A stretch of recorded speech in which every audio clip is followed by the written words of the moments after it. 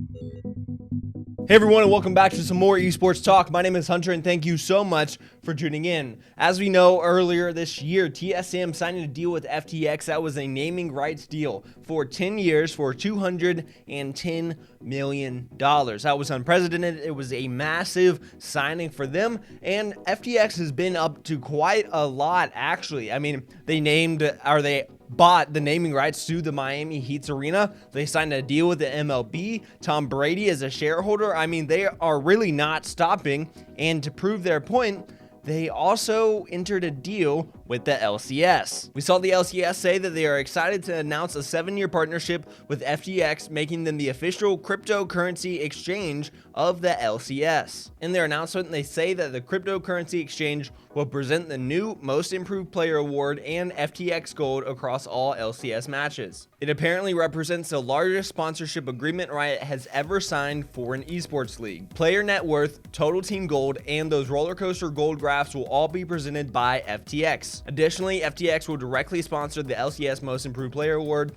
to be voted on by a cross-section of rioters, media, and team representatives. For their reasoning behind this partnership, they say that they consider the sentiment and interests of our fans. They want partners who are relevant to our audience and can elevate the LCS for years to come. Those metrics pointed to a direct interest in the crypto category, where FTX stands out as an innovative, thoughtful leader in a space our fans understand. A lot of people were reasonably surprised by this announcement, as well as questioning why it happened, or really how it happened, because with TSM, when they bought the naming rights to TSM to be TSM FTX, the one holdup was that they were not allowed to be on Riot broadcast. That is for Valorant or League of Legends, because of some specific rules that Riot had against cryptocurrency. Because of that confusion, many people wanted a further explanation or just some transparency. Tim says that the announcement should be paired with very clear explanations of why the LCS can make this deal while denying TSM from using FTX in their team name. I believe there is reasonable logic to explain it, but without putting that logic up front, everyone will assume hypocrisy. Chris says this does not change our league-wide stance on cryptocurrency exchange sponsors.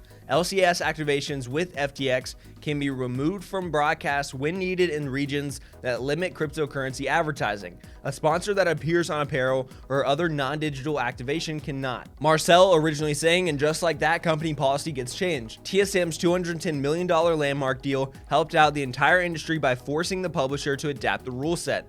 It was obvious that Riot needed to change their tune, and it became hard to justify blocking that revenue stream for the teams. Riot didn't allow cryptocurrency related partnerships. Now they got a deal for themselves. Riot Sherman goes on to clarify on that post, saying, "We did allow cryptocurrency exchange partnerships. However, they couldn't be on jerseys or other highly visible spots that can't easily be scrubbed for redistribution in other events or broadcasts where crypto advertising is limited. We opened this category for teams in April."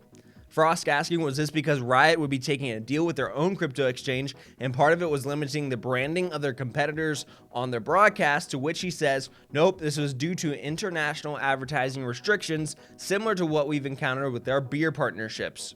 I find the whole situation kind of humorous, I have to say. I know that this isn't how it actually went down, but in my head, the way I like to visualize it is FTX was sitting back thinking, how could we get into the gaming and esports world? They saw TSM, said let's pay them a ton of money, $210 million, in order to get naming rights.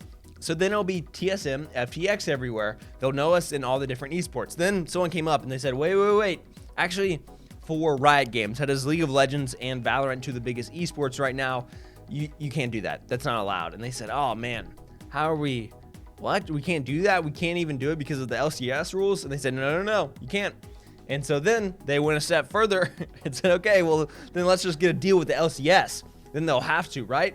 And now people come up to them and they say, no. Actually, just the LCS you can, but in international events like Worlds or anything like that, it's not going to work out because there are different rules everywhere. So overall, I just want to know how much this cost FTX at the end of the day. They spent a lot for TSM. Who knows how much they spent for this LCS deal? I don't know.